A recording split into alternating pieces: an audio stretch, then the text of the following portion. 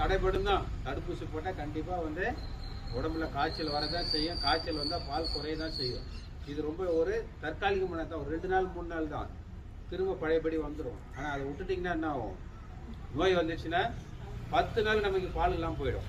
அது மட்டும் இல்லாமல் அலைஞ்சிட்டு கிடக்கணும், டாக்டரை கூப்பிடணும், வைத்தியம் பண்ணணும், மருந்து வாங்கி கொடுக்கணும் இல்லையா.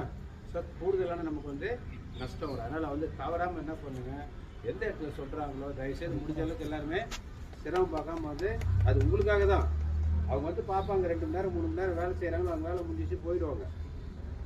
மேலே இருந்து கேட்பாங்க ஏன் போடலன்னாக்கா அதுக்கு சில காரணங்களாக எழுதிடுவாங்க. வேறு வழி கிடையாது, என்ன சப்போர்ட்டும் கிடையாது இல்லையா. பாதிப்புன்னு பார்த்தா யாருக்கு. அதனால் வந்து எப்போ தடுப்பூசி போட வந்தாலும் ஒருத்தர் தெரிஞ்சாலும் இன்னொருத்தருக்கு சொல்லுங்க. நம்ம மாட்டுக்கு தடுப்பூசி போட்டால் போதுன்னு இருக்கக்கூடாது. இல்லைன்னா என்ன ஆகும், நம்ம மாட்டுக்கு இப்போ நோய் வராது. ஆனால் தடுப்பூசி போடாத மாடு இந்த ஊரில் இருக்கு இல்லையா, அது எப்படின்னா பண்ணால் அந்த கிருமி வந்து ஏதாவது ஒரு மாட்டில் இந்த ஏரியாவில் சுற்றிக்கிட்டே இருக்கும். ஒரே நேரத்தில் எல்லாம் போட்டோம்னாக்கா சுத்தமாக அந்த நோய் அழிஞ்சிடும். யாராவது ஒரு 10 பேர் போடாமல் விட்டிங்கன்னா இந்த கிருமி இங்கேயே சுற்றிக்கிட்டே இருக்கும்.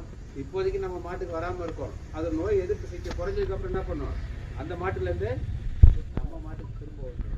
அதனால் வந்து நீங்கள் மற்றவங்களுக்கு சொல்லுங்கள், நம்ம மட்டும் போட்டால் பார்த்தாது நம்ம மாட்டை நம்ம பார்த்துக்கிட்டோன்னு சொல்லிட்டு வெயிட் பண்ணாது. இப்போ எல்லாருக்கும் சொல்லி நீங்கள் முடிஞ்ச அளவுக்கு ஒழிக்கிறதுக்கு நம்ம வந்து முயற்சி பண்ணணும் இல்லையா.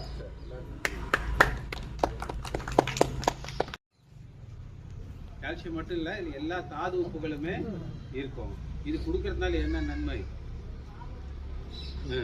பால் உப்பு 2 லிட்டர் எக்ஸ்ட்ரா வருமா, ஒரு 200 மில்லி எதிர்பார்க்குறேன். ஒரு நாளைக்கு வந்து ஒரு 200 மில்லி வந்து எக்ஸ்ட்ரா கிடைக்கும். அது மட்டும் இல்லாமல் கொழுப்பு சத்து கூடும் பாலில். நீங்கள் சொசைட்டிக்கு பால் ஊற்றுனீங்க எப்படி எடுக்கிறாங்க, ரேட்டு போடுறாங்க,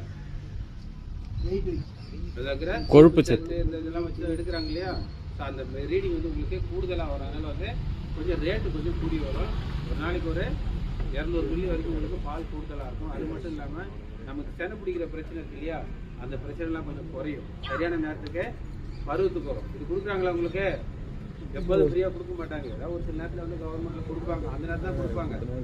வீதி நேரம் தான் எப்பயாவது ஒரு முறை அரசாங்கத்தில் கொடுக்க சொல்லுவாங்க. நாங்கள் கொடுக்குறது இல்லையா. அதனால் வந்து இதோட விலை பார்த்தீங்கன்னா நாங்கள் கொடுக்குறது வந்து 80 ரூபாய்க்கு கொடுக்குறோம் இல்லையா. இப்போ வந்து இந்த டாக்டர்ஸ் கேட்டுருக்கிறது வர மக்களுக்கு வந்து இவ்வளோ நேரம் நம்ம உட்கார வைக்கிறோம், அவங்களுக்கு ஏதாவது நம்ம கொடுக்கணும் அப்படின்னு சொல்லி கேட்டுருக்காரு. அதனால் இன்றைக்கி மட்டும் இது நம்ம இலவசமாக கொடுக்குறோம். கொடுத்துட்டு நீங்கள் யாராவது பயன்படுத்தி பாருங்கள், இதை போட்டு பாருங்கள். போட்டுட்டு ஒரு வாரம் கழித்து உங்கள் பாலில் என்ன மாற்றம் இருக்குன்னு சொல்லி பாருங்கள். அதனால் உங்களுக்கு திரும்ப தேவைப்பட்டுச்சுனாக்கா பயிற்சி மையத்தில் வாங்கிக்கலாம்.